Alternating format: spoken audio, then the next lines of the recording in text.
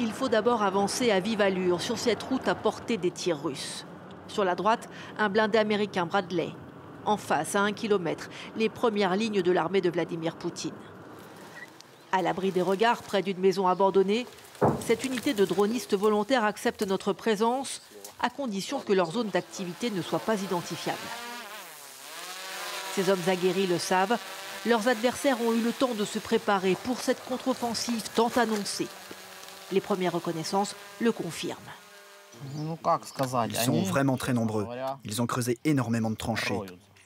Des tranchées très profondes et bien équipées. C'est pratiquement une ville souterraine.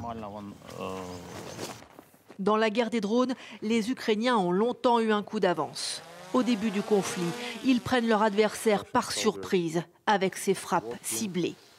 Les petits engins civils modifiés deviennent des armes indispensables.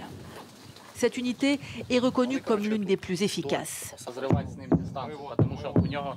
Alors que les canons grondent en permanence, concentration maximale.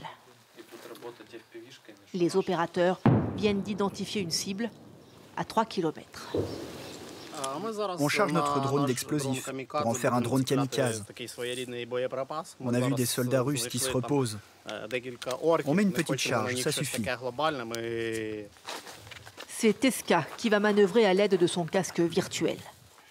Le drone kamikaze, un appareil bon marché fourni par des donateurs, décolle vers sa cible.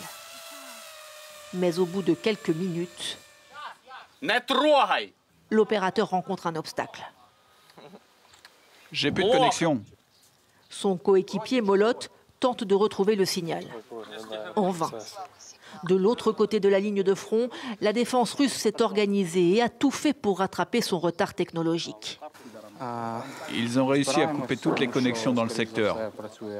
Tout est brouillé et je n'ai pas de vision nette de la cible.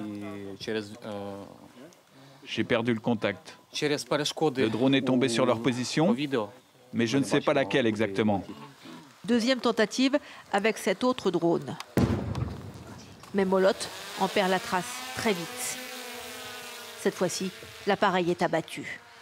Cet après-midi, la muraille russe est infranchissable. Selon une étude britannique, les Ukrainiens perdraient en ce moment jusqu'à 300 drones par jour. Notre ennemi est très bien préparé. On cherche des brèches, des passages, des zones sans brouillage radioélectronique pour recommencer le plus vite possible. On va y arriver. Cette mission illustre les difficultés actuelles de l'armée ukrainienne dans cette contre-offensive face à des Russes très équipés. L'Ukraine qui grignote du terrain, mais la progression reste très lente.